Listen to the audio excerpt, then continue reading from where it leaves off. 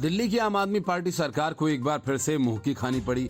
प्रदूषण को रोकने के लिए केजरीवाल सरकार के प्रस्तावित अभियान रेड लाइट ऑन गाड़ी ऑफ के शुरू होने से पहले ही विवाद शुरू हो चुका है। पहले केजरीवाल एंड कंपनी ने आरोप लगाए थे कि एलजीवीके सक्सेना ने प्रदूषण अभियान से संबंधित फाइल रोक रखी है, लेकिन इस आरोप की पोल तुरंत ही खुल गई और केजरीवाल की जमकर फजीहत हुई। वहीं अब एलजी ने सीएम केजरीवाल की मुश्किलें बढ़ाते हुए red light on engine of अभियान की फाइल वापस भेज दी है। उन्होंने कहा कि फाइल को पुनर्विचार करके फिर से भेजा जाए। गौरतलब है कि 27 अक्टूबर को दिल्ली के पर्यावरण मंत्री गोपाल राय ने यह आरोप लगाया था कि प्रदूषण को काबू करने को लेकर दिल्ली सरकार द्वारा लाए गए अभियान रेड लाइट ऑन गाड़ी ऑफ की फाइल को उपराज्यपाल ने रोक लिया है। लेकिन भाजपा ने फाइल की तस्वीर शेयर करते हुए दावा किया कि मंत्री ने एलजी पर झूठा आरोप लगाया। भाजपा का कहना है कि सरकार ने एलजी के पास जो फाइल भेजी है उसमें अभियान की तारीख 31 अक्टूबर बताई गई है। इसके अलावा ये फाइल 21 अक्टूबर को एलजी के पास भेजी गई और 27 तक छुट्टियां थीं। दिल्ली बीजेपी के वरिष्ठ नेता हरीश खुराना ने एक ट्वीट के जरिए दावा किया कि गोपाल राय ने झूठा आरोप लगाया था। उन्होंने फाइल की तस्वीर शेयर करते हुए लिखा कि दिल्ली के मंत्री गोपाल राय का झूठ सामने आया। कह रहे थे कि एलजी साहब ने फाइल साइन नहीं की, इसलिए 28 तारीख से शुरू कैंपेन को रोका जाता है, जबकि फाइल जो एलजी साहब के यहाँ भेजी गई उसमें कैंपेन शुरू करने की तारीख 31 थी। फाइल भेजी 21 को, जबकि 27 तक ऑफिसेज बंद थे। इसके बाद आप नेताओं को जवाब देते नहीं बन रहा था। बता दें कि दिल्ली में रेड लाइट ऑन गाड़ी ऑफ अभियान की शुरुआत होने वाली थी। गोपाल राय ने आरोप लगाया था कि उपराज्यपाल को 21 अक्टूबर को फाइल भेजी गई थी। उन्होंने कहा कि दिल्ली में सर्दियों के प्रदूषण को कम करने के लिए 15 पॉइंट एक्शन प्लान शुरू किया हुआ है। एंटी डस्ट कैंपेन किया जा रहा है, इसका निरीक्षण चल रहा है। बायो डिकम्पोजर का छिड़काव चल रहा है। प्रदूषण के कारक डस्ट, पराली और गाड़ियों का प्रदूषण सबसे अहम है।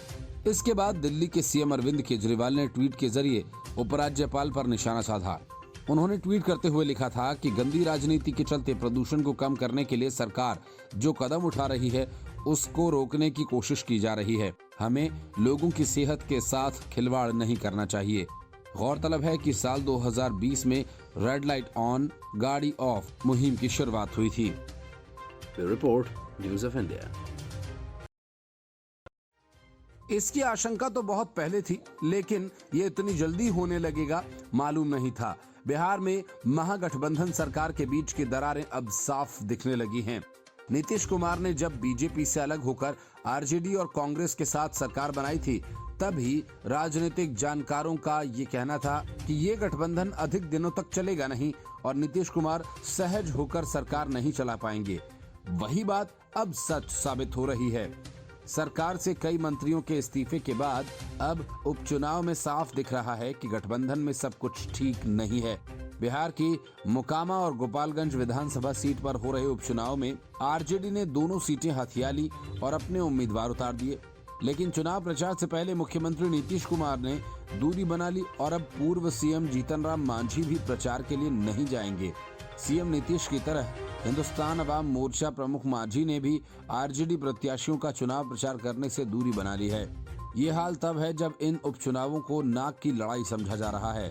हालांकि मांझी की ओर से स्वास्थ्य कारणों का हवाला दिया गया, मगर सियासी महकमे में चर्चा शुरू हो गई है कि क्या महागठबंधन में सब कुछ ठीक चल रहा है।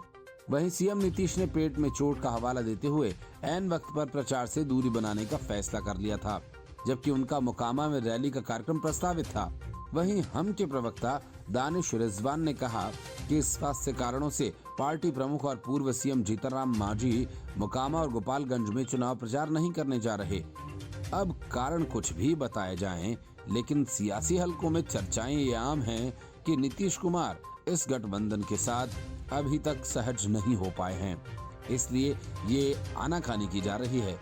बिहार के सियासी गलियारों में अभी सबसे ज्यादा चर्चा मुख्यमंत्री नीतीश कुमार के मोकामा और गोपालगंज में चुनाव प्रचार के लिए नहीं जाने की हो रही है और दोनों ही सीटों पर महागठबंधन की ओर से आरजेडी के प्रत्याशियों को उतारा गया।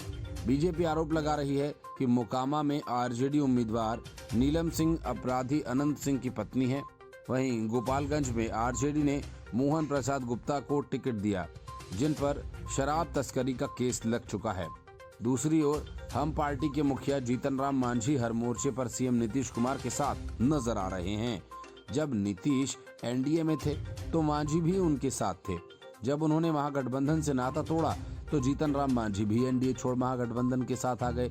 यही नहीं, हाल ही में चुनावी रणनीतिकार प्रशांत किशोर ने यह दावा किया कि नीतीश कुमार फिर से बीजेपी के साथ लौटेंगे, तो मांझी ने भी कह दिया कि ऐसा करने पर वे सीएम के साथ रहेंगे। गौरतलब है कि चुनावी रणनीतिकार प्रशांत किशोर कई बार कह चुके हैं कि नीतीश कुमार फिर से महागठबंधन छोड़कर भाजपा के साथ चले जाएंगे। बहरहाल, इस उपचुनाव को देखकर साफ पता चल रहा है कि महागठबंधन सरकार में अभी सब कुछ ठीक नहीं है। Bureau report, news of India. पुरानी कहावत है कि सूप बोले तो बोले, चलनी भी बोले, जिसमें 72 छेद यानी साफ सुथरी छवि वाला अगर शेखी बघारे तो ठीक भी है, लेकिन जिसकी छवि पर दाग ही दाग हो, अगर वो ज्ञान देने लगे तो ये अखरता है। यही महसूस होता है जब कांग्रेस भ्रष्टाचार पर ज्ञान देती है। सत्ता में रहे या न रहे, लेकिन कांग्रेस ने कभी भ्रष्टाचार के मॉडल को नहीं छोड़ा। भारत जोड़ो यात्रा निकाल रहे राहुल गांधी ने मोदी सरकार पर हमला बोलते हुए भ्रष्टाचार को लेकर तंज कसने की कोशिश की, लेकिन आम जनता ने ही उन्हें कायदे से रेल दिया। मजे की बात यह है कि वो खुद भ्रष्टाचार के ही एक केस में जमानत पर हैं और मनी लॉन्ड्रिंग मामले में ईडी के समक्ष पेश भी हो चुके हैं। राहुल गांधी ने ट्वीट करते हुए पीएम मोदी के बयान "न खाऊंगा न खाने दूंगा" का जिक्र कर तंज कसने की कोशिश की, लेकिन जिस पार्टी ने अपने जन्म से लेकर आज तक करप्शन की महागाथा रची हो, उसके नेता का भला ऐसा बयान जनता को पसंद आएगा नहीं। इसलिए सोशल मीडिया पर लोगों ने राहुल गांधी को इस ट्वीट पर प्रतिक्रियाएं देते हुए उन्हें जमकर धो दिया। राहुल गांधी ने ट्वीट कर लिखा कि चुनाव के पहले न खाऊंगा न खाने दूंगा, चुनाव के बाद 40% कमीशन खाऊंगा, फिर दिवाली पर मिठाई के डब्बों में कर्नाटक मीडिया को रिश्वत भिजवाऊंगा, पे सीएम और पे पीएम की बीजेपी सरकार, पूरे देश में डबल इंजन का भ्रष्टाचार। इसके बाद एक यूजर ने उन्हें जवाब देते हुए लिखा कि आज वसूलीखोर बहुत फुदक रहे हैं भाई। ये लोग महाराष्ट्र में आम लोगों और सरकारी कर्मचारियों को पीट पीट कर वसूली करते थे, मिल बांट कर खाते थे। वहीं एक दूसरे यूजर ने लिखा कि राजस्थान में जब से कांग्रेस की सरकार आई है, तब से राजस्थान की बहन बेटियों को स्टाम्प पेपर पर बेचा जा रहा है। ये कांग्रेस की सबसे बड़ी सफलता है। एक यूजर ने लिखा कि इस वक्त में जब सब के सब डर के मारे चुप रहने में ही भलाई समझ रहे हैं, ऐसे वक्त में केवल और केवल राहुल गांधी जी ही हैं जो खुल के पीएम के खिलाफ भी बोल सकते हैं। राहुल गांधी के ट्वीट पर एक अन्य यूजर ने लिखा कि गुमराह करने वाला ट्वीट है, कोई भरोसा नहीं करेगा इस बात पर।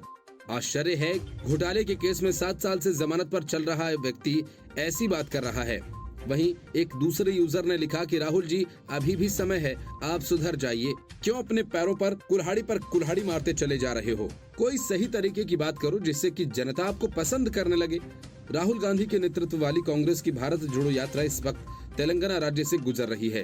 ये यात्रा 9 नवंबर को महाराष्ट्र में प्रवेश करने वाली है। महाराष्ट्र के कई नेता इस यात्रा का स्वागत करते नजर आ सकते हैं। भारत जोड़ो यात्रा 7 सितंबर को तमिलनाडु के कन्याकुमारी से शुरू हुई थी, जो जम्मू कश्मीर में खत्म होगी। Report, news of India. Money laundering मामले में बंद सत्येंद्र जैन तिहाड़ जेल से ही बड़ा खेल कर रहे हैं। सुकेश चंद्रशेखर की तरह सत्येंद्र जैन ने जेल में तमाम सुविधाएं जुटा ली हैं। यहाँ तक कि जेल की सलाखों के पीछे होने के बावजूद जैन तक इलेक्ट्रॉनिक गैजेट्स भी पहुंच रहे हैं। ये सारा खेल ईमानदार पार्टी के नेता और दिल्ली के मंत्री सत्येंद्र जैन जेल के नियमों के खिलाफ कर रहे हैं और इसी वजह से ईडी ने तिहाड़ जेल का सीसीटीवी फुटेज अपने कब्जे में लिया, जहां दिल्ली के कैबिनेट मंत्री सत्येंद्र जैन को रखा गया है। अदालत को ईडी ने कहा कि सत्येंद्र जैन ने तिहाड़ जेल के भीतर गवाहों से मुलाकात की और ईडी ने बतौर सबूत सीसीटीवी के फुटेज अदालत को सौंप दिए। ईडी ने कोर्ट के सामने एक वीडियो फुटेज पेश किया और साथ ही ये दावा भी किया आरोपी जैन के पास इलेक्ट्रॉनिक गैजेट्स तक की पहुंच है। इसके साथ ही जेल के सभी मानदंडों का उल्लंघन करते हुए जैन से जेल में कई लोगों ने मुलाकात की। ईडी के हलफनामे में कहा गया कि उसे ये डर है कि जैन को जमानत दी गई तो वह गवाहों को प्रभावित कर सकते हैं। दिलचस्प बात यह है कि ईडी की ओर से पिछले हफ्ते सुप्रीम कोर्ट के सामने जैन के कथित तौर पर जेल में मुख्य गवाहों से मुलाकात का हलफनामा और वीडियो फुटेज जमा कराने की तैयारी थी। तब अचानक जैन ने फैसले को चुनौती देने वाली अपनी याचिका वापस ले ली। ईडी ने आखिरकार ट्रायल कोर्ट के समक्ष अपना हलफनामा पेश किया। अभी हाल ही में तिहाड़ जेल में बंद सुकेश चंद्रशेखर की जेल में मदद करने के आरोप में आधा दर्जन कर्मचारियों को गिरफ्तार किया गया है। इनमें कई बड़े अधिकारी भी शामिल हैं। जैन के खिलाफ ईडी का हलफनामा उन आशंकाओं पर आधारित है जो पहले व्यक्त की गई थी कि यदि वह जमानत पर रिहा हो जाते हैं तो उनके और उनकी पत्नी के खिलाफ मनी लॉन्ड्रिंग मामले में गवाहों को प्रभावित किया जाएगा। ईडी ने पहले भी यह तर्क दिया था। जैन को अरविंद केजरीवाल की ओर से बर्खास्त नहीं किया गया है, जांच को गुमराह किया जा सकता है। उन्होंने पहले ऐसा किया था जब दिल्ली सरकार के LNJP अस्पताल से अपनी बीमारी के बारे में एक मेडिकल सर्टिफिकेट पेश किया गया था। वहीं ईडी ने कहा था कि जैन को तत्काल चिकित्सा की आवश्यकता नहीं है। The report, News of India. Arvind Kejriwal and company Gujarat में बढ़ चढ़कर चुनाव प्रचार कर रही है। जमीन पर भले ही आम आदमी पार्टी कहीं न दिखती हो, लेकिन माहौल बनाने में कोई कमी नहीं है और मोबाइल में रिचार्ज तक न होने का रोना रोने वाले केजरीवाल राज्य में पानी की तरह पैसा बहा रहे हैं। लेकिन ये पैसा अगर हवाला से आ रहा हो तो बहाने में दिक्कत भी क्या है। दरअसल गुजरात चुनावों से पहले आम आदमी पार्टी का राज्य में प्रचार अभियान लगातार विवादों में रहा। कभी अरविंद केजरीवाल एंड कंपनी को उनके लंबे चौड़े झूठे वादों और उनकी खुलती पोल के लिए फजीहत उठानी पड़ती है, तो कभी अरविंद केजरीवाल से लेकर मनीष सिसोदिया तक को जनता का जबरदस्त विरोध झेलना पड़ता है। यही नहीं, ऐन मौके पर आम आदमी पार्टी के नेता तक केजरीवाल का साथ छोड़ दूसरी पार्टियों में शामिल हो जाते हैं। लेकिन इतना सब कुछ कम था जो अब एक ऐसा इल्जाम आम आदमी पार्टी पर लग चुका है जिसके बाद केजरीवाल को जवाब देते नहीं बनेगा। आरोप है कि आम आदमी पार्टी हवाला के पैसों से गुजरात में चुनाव लड़ रही है।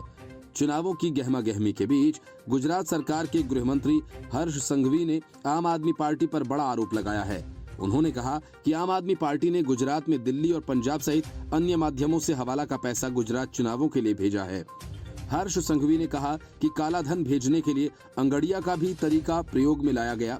गुजरात के गृह मंत्री ने दावा किया कि पार्टी द्वारा चुनावों के लिए भेजे गए काले धन का कुछ हिस्सा बरामद हो चुका है। इसके लिए उन्होंने बारडोली और अहमदाबाद में हुई कार्रवाई का हवाला दिया। उन्होंने कहा कि बारडोली से आम आदमी पार्टी के उम्मीदवार ने ये बात कबूल भी की है कि बरामद काला धन उसे दिल्ली के पार्टी कार्यालय से भेजा गया।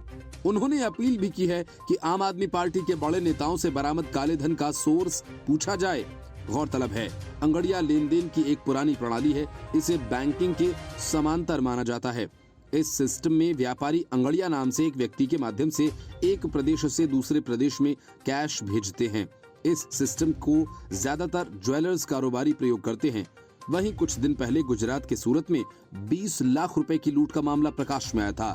लुटेरों ने सौरभ पराशर नाम के एक शख्स की गाड़ी से ये रुपए चुराए थे, लेकिन एक आदिल मेमन नाम के शख्स ने उन लुटेरों को सही समय पर पकड़कर सारा पैसा पुलिस को दे दिया। पुलिस ने जांच की तो पता चला कि सौरभ पराशर बरदोली विधानसभा से आम आदमी पार्टी प्रत्याशी राजेंद्र सोलंकी का ड्राइवर है। हालांकि सोलंकी से पूछताछ हुई तो उन्होंने बताया कि सौरभ उनका ड्राइवर नहीं है, बल्कि दूसरे राज्य का आम आदमी पार्टी का कार्यकर्ता है। पुलिस से आगे छानबीन की तो पता चला कि आम आदमी पार्टी ने 182 विधानसभा सीटों पर चुनाव के लिए 30 लोग बाहर से हायर किए थे ताकि वो पार्टी का खर्चा उठाने के लिए हवाला लेन देन कर सके। सौरभ उन्हीं में से एक था।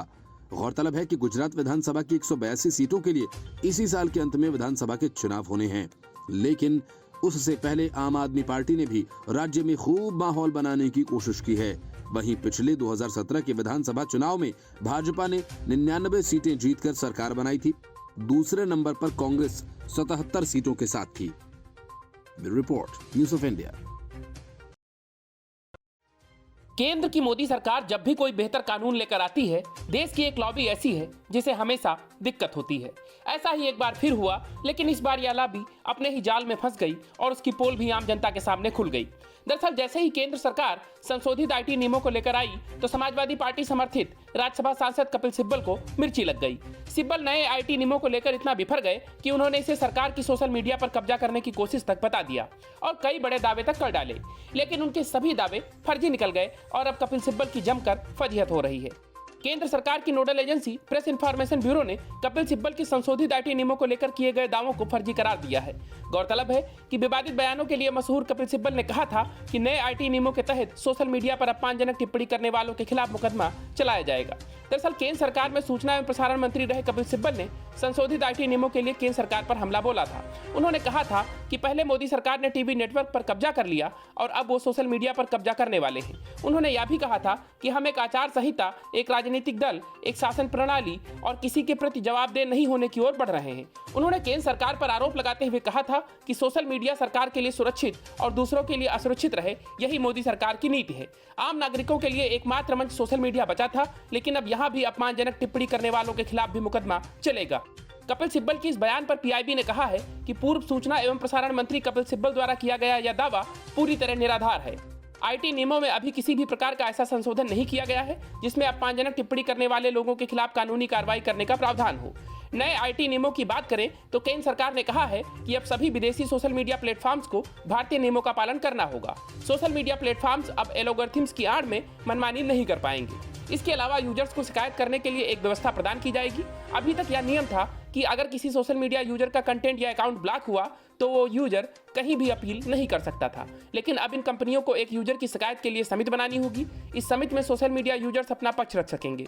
नए नियमों के अनुसार सभी सोशल मीडिया प्लेटफॉर्म्स को 90 दिनों के अंदर शिकायत की अपील के लिए पैनल बनाना होगा। साथ ही संवेदनशील कंटेंट पर 24 घंटे में एक्शन लेना होगा और किसी अन्य शिकायत पर 15 दिनों के अंदर एक्शन लेना होगा जिसमें आपत्तिजनक कंटेंट वायरल नहीं हो सके। Bureau report, news of India.